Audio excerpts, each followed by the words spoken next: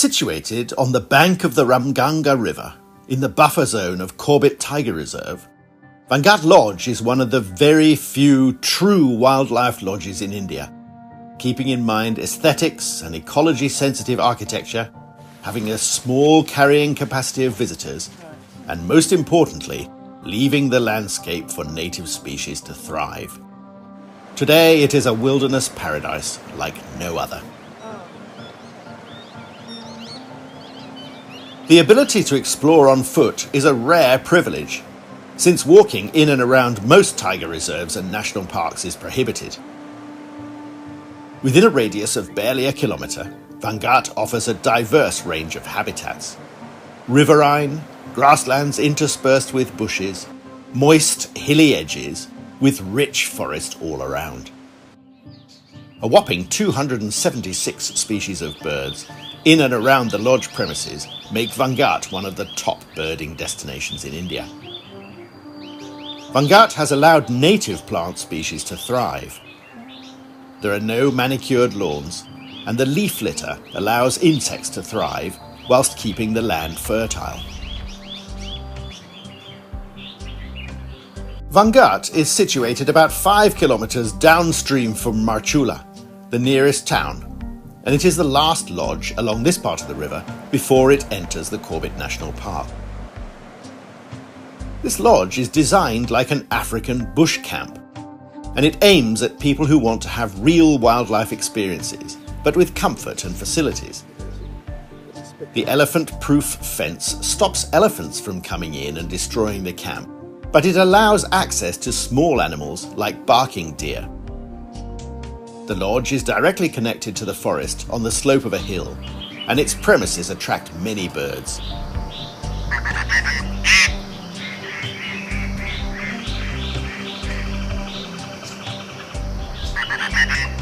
Getting there is a great part of the experience of Vanghat Lodge. The starting point is in a car park near the suspension footbridge, where the lodge staff will be waiting. Guests have to cross the bridge and walk for a few hundred metres on a narrow footpath until they reach a place where a 4x4 vehicle will be waiting. From there it is about a kilometre drive on a rough dirt road as far as the bank of the river, where there is a pontoon. Luggage will be carried separately by the staff, or guests can opt to walk if they wish. The river crossing has to be done carefully. Only 2 people at a time can go on the raft, which is connected by a pulley with a rail to a rope that is attached to rocks on both sides of the river. This system prevents the raft from drifting. 2 other ropes are connected to the raft, one on each side, and with them the raft can be pulled to the other side of the river. Once the passengers are over, the luggage is dealt with.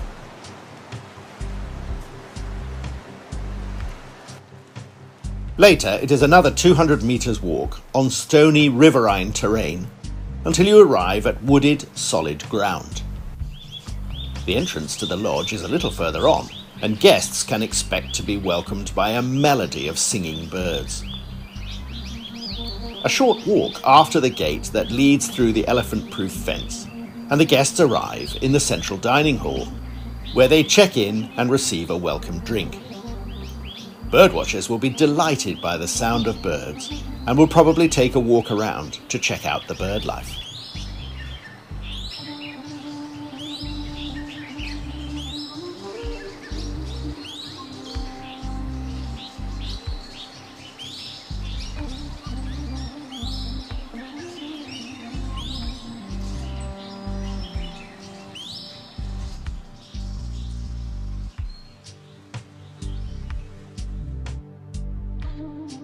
Built with locally sourced material, the architecture of the lodge is typically Himalayan with a strong Anglo influence.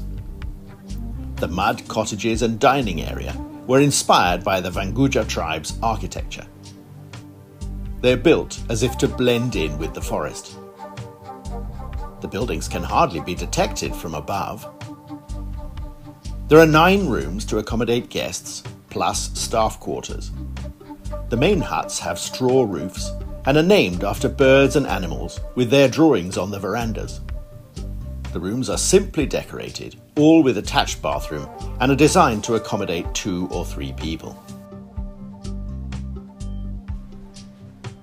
When entering the main dining hall, the guests are welcomed by 2 guardian stone elephants. On the right, there is a large dining table.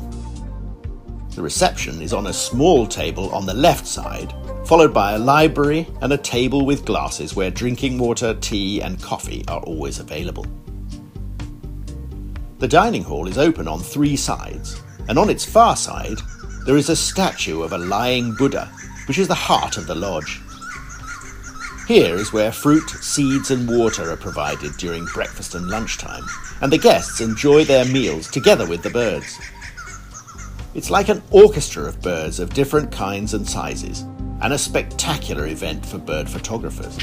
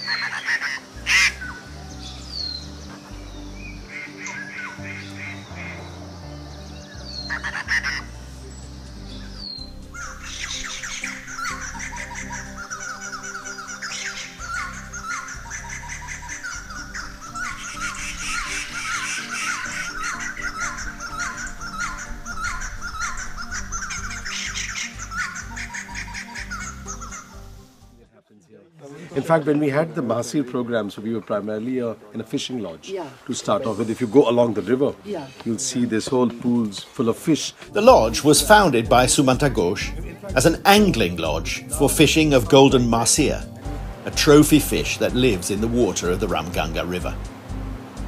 Since this part of the river became part of Corbett Tiger Reserve, fishing was banned, and Sumanta turned his attention to birding and wildlife watching.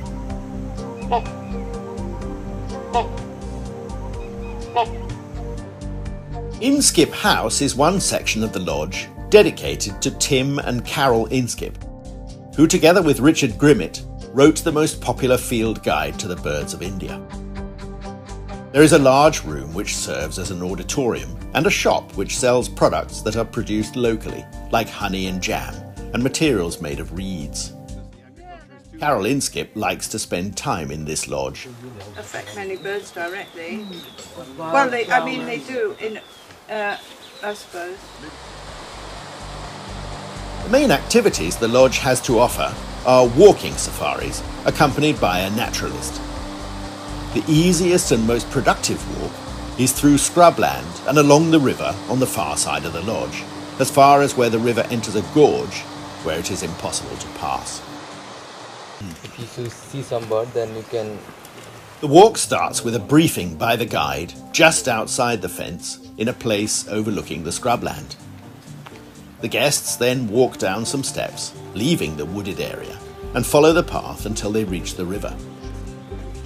The main fear is of elephants, and if they're around, the walk will probably be postponed, as Indian elephants can be dangerous. Walking along this stretch of the Ramganga River can be very rewarding. One can expect to see quite a few kinds of birds and mammals on any walk. The most likely mammal is Himalayan or grey goral, the smallest of the wild goat species in India. It's usually seen scrambling down the cliffs on the far side of the river, usually in small groups of females and young animals. They come down to the river to drink, and later they take shelter on the rocks. Sometimes the much rarer serau can be seen in the same area as the goral. This stretch of river is home to a family of smooth-coated otters. This very social animal lives in groups of about 10 individuals. They can be seen fishing and playing together in the shallow water between the rocks.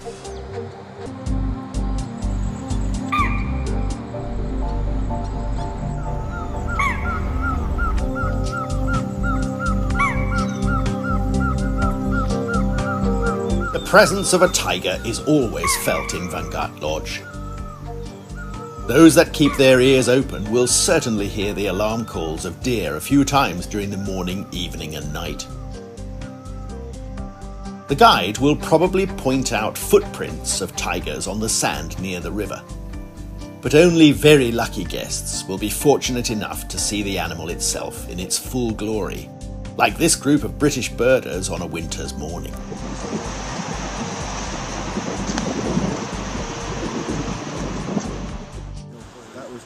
That was better than seeing it in a Jeep racing up against another Jeep.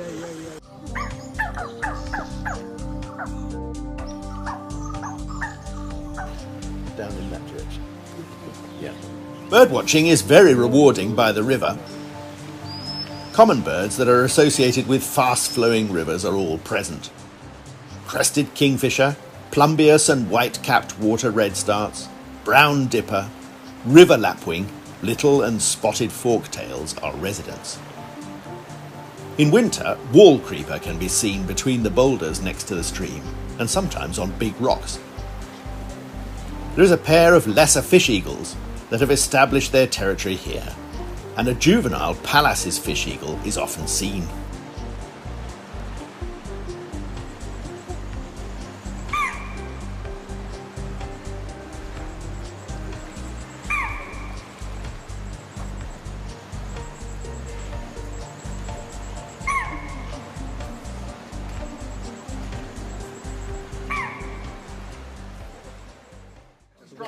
Can't remember what you've done. Luckily, Carol is very good at doing this as we go along. The second dining area is where the fireplace is located. Many guests prefer to have their meals here. A fire can be arranged at night if requested. There is a good view from here of a large silk cotton tree that dominates the lodge, and raptors frequently use this tree as a lookout spot to scan the area.